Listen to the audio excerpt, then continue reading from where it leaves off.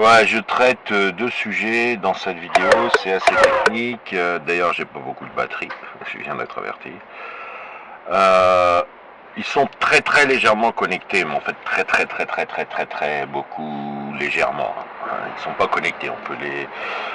Premièrement, une erreur, une étourderie d'Amir Aposta qui a le nez sur le guidon et qui, à la suite d'un monsieur complètement bourré et en détresse, disait des conneries et s'est fait afficher par un compte qui a beaucoup d'abonnés, un compte islamiste, hein, Serfia, qui sévit sur Twitter avec d'autres comptes, mais lui, il a avoué qu'il était islamiste dans des tweets qui ne sont pas épinglés, donc les gens ne le savent pas à la base et il fait semblant de pas se cacher en disant ah regardez mon tweet du temps, j'ai avoué, eh ben non t'as pas avoué parce que personne ne le voit ton tweet.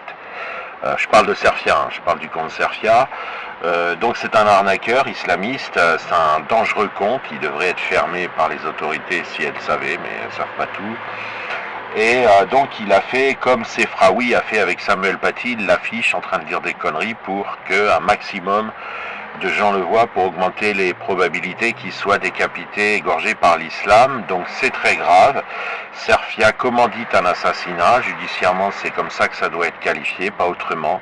Quand vous affichez la tête de quelqu'un qui blasphème l'islam, que ces blasphèmes ou que ses propos soient légaux ou pas, peu importe, vous le faites enfin, vous augmentez les probas à un niveau assez élevé qui soit exécuté. Alors, quand je dis élevé, c'est pas du tout sûr, mais c'est beaucoup trop élevé pour être tolérable. Vous jouez à la roulette russe avec la vie de cette personne qui a rien demandé, qui était bourré et qui a fait une vidéo débile. Donc voilà. Et alors, Amir n'a rien à voir dans tout ça, bien entendu, mais il a fait l'erreur de répondre aux propos du gars. Est-ce que c'est... Du coup, ça augmente les vues et il se rend involontairement complice. Si le gars a été assassiné, on peut pas vraiment savoir. Alors même si c'est Serfia qui va faire des vues, on peut pas savoir exactement l'exécuteur, le milicien de l'islam. On peut pas savoir exactement par quel canal il aura connu l'existence de ce blasphémateur à exécuter. Donc moi je conseille je sais que vous travaillez tous beaucoup, mais je vous conseille de prendre votre temps, surtout quand vous faites des vues, parce que si vous faites des vues, vous pouvez contribuer sans le vouloir à l'exécution de quelqu'un. Deuxième point, la police, occasionnellement, enfin une fois tous les quelques mois, nous demande, aujourd'hui j'ai reçu la demande par voie indirecte, de retirer des vidéos de terroristes. Alors ils m'ont déjà expliqué au téléphone, les policiers, que sinon je me rendrais soi-disant coupable d'apologie du terrorisme. Donc évidemment c'est de la bullshit, c'est n'importe quoi, c'est nawak. C'est simplement que ça les arrange pour le pas de vague et éventuellement on ne peut pas savoir, ça peut aussi les arranger pour l'enquête, pour que la personne ne soit pas soupçonnée. Donc dans le doute, il y a une part de probabilité que la police ait raison de faire cette demande pour des raisons d'aide à son travail. Elle veut pas que le terroriste soupçonne qu'on le recherche et qu'on pourrait l'avoir trouvé parce qu'on pourrait avoir sa voix, parce qu'une vidéo de lui figure sur tel et tel et tel et tel compte.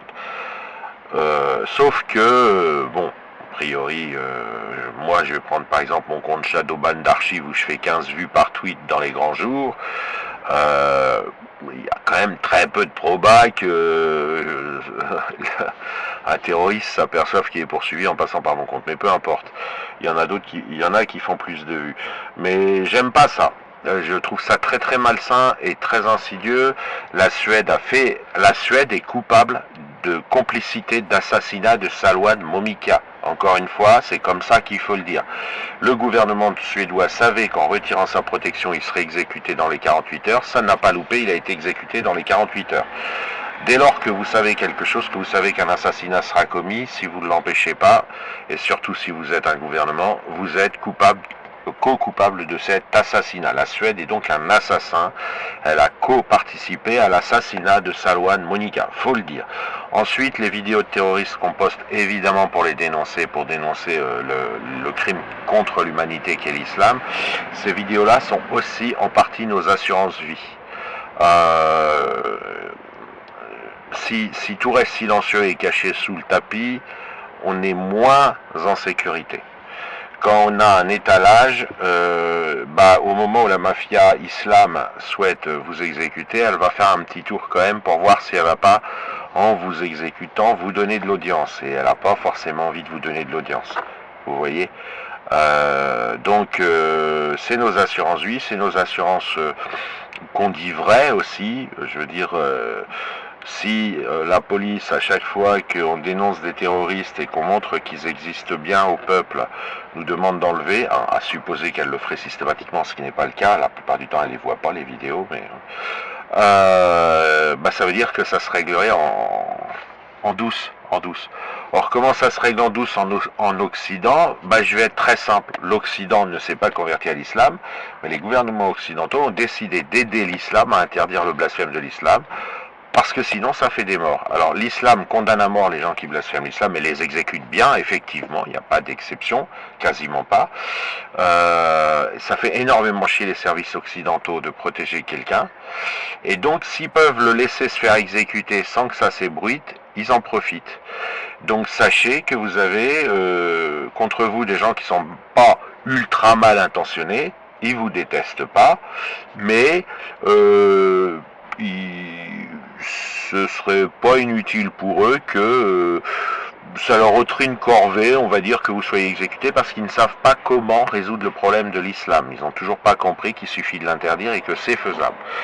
Donc, en attendant, ce qu'ils font, c'est qu'ils aident l'islam à éliminer les gens. Alors, ils les éliminent avant. Alors, ils les rendent discrets, invisibles. Ils les shadow bannisent sur les différents réseaux. J'ai fait un calcul approximatif. Le nombre de vues que devrait faire le mouvement, en particulier à travers le travail de Majid Oukacha, devrait être 100 fois, entre 100 et 400 fois plus élevé. Je cite souvent le chiffre de 400.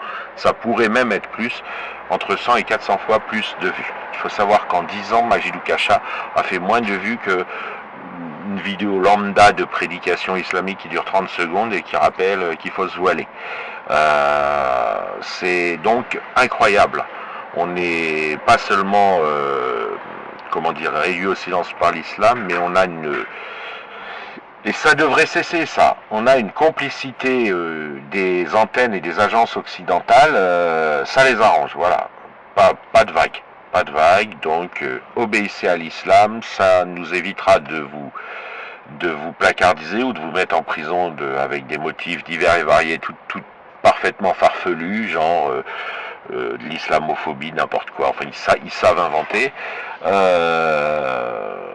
pour vous protéger contre vous-même. Alors le Danemark est l'exception, lui il a carrément officialisé ça dans la loi, interdiction de blasphémer l'islam sous peine de 2 ans de prison, et il a documenté la motivation de sa loi en disant c'est pas qu'on a des raisons éthiques de le faire, ce qui est déjà triste pour une loi pénale, c'est que comme on ne peut pas vous protéger, on vous dissuade de faire des bêtises et d'incommoder et de contrarier l'islam, puisque vous seriez tué, et nous, en vous mettant en prison, bah, au moins on vous protège, et puis surtout on vous dissuade à l'avance de blasphémer l'islam. Ne comptez pas sur nous si vous voulez brûler un Coran en public pour vous faire protéger par la police. Par contre, comptez sur nous pour vous en empêcher avant, et vous mettre en prison, et vous passer en procès, vous intimider, etc. Voilà, donc je ne vois pas d'un très bon œil ces attitudes gouvernementales de collaboration avec la mafia islam mondiale. C'est complètement contre-productif, pas seulement sur le plan individuel, mais ça l'est aussi pour l'avenir. Ça va nulle part, vous allez dans une impasse. Vous savez, enfin, si en supposé qu'une agence m'entende ou que des fonctionnaires de ces agences m'entendent, je vous rappelle que vous avez 1 milliard de petites filles à sauver. 1 milliard de petites filles vont être exterminées par l'islam entre aujourd'hui et 2100, et de toute façon, d'une manière ou d'une autre, ça va être de plus en plus connu. Même si j'ai pu constater que les gens tremblent et ne retweetent pas le document que j'ai mis, ce qui est naturel, hein, il y a une forme de paralysie, les gens se disent ah si je retweet, voilà, mais de toute façon ce sont des choses qu'on ne peut pas cacher puisque vous le savez tous, hein, toutes les agences, tous les professionnels qui travaillent un peu sur l'islam de près ou de loin, et que c'est pas en éliminant quelques apostats ou en réduisant au silence quelques citoyens occidentaux tout gentils que vous allez avancer, laissez-les travailler. On est ensemble pour lutter contre l'islam et arrêter de leur dire de retirer leurs vidéos de terroristes. C'est souvent leur assurance vie et c'est normalement pas très gênant pour vos enquêtes. Les terroristes sont très fiers en plus qu'on les affiche et vous c'est gagnant-gagnant, ça vous permet de les arrêter plus vite et de les connaître plus vite et de connaître leurs associés puisque généralement une vidéo ne va pas seule et moi je prends mon cas qui a peut-être fait 40 vues, j'ai 3-4 spams qui me sont arrivés de complices qui soutenaient le gars en disant de toute façon il a raison, on va tous vous égorger, etc. Donc si on diffuse pas, vous n'avez pas les complices. Voilà, vous n'attrapez pas les complices. Après, je rentre pas dans les frais, hein. Je rentre pas dans vos budgets et dans vos problèmes de financement. Voilà, après, oui, effectivement, si vous n'avez pas les financements, ça peut être un peu de surcharge de travail, de récupérer tous les complices, et surtout sachant que la justice ne suit pas, puisque les juges étant eux-mêmes menacés par l'islam, ils sont contraints et forcés par chantage de relaxer le plus souvent. Je sais que c'est compliqué, mais moi je vous dis la partie que je peux vous dire, quoi. Le reste, c'est pas moi qui décide de vos crédits, hein.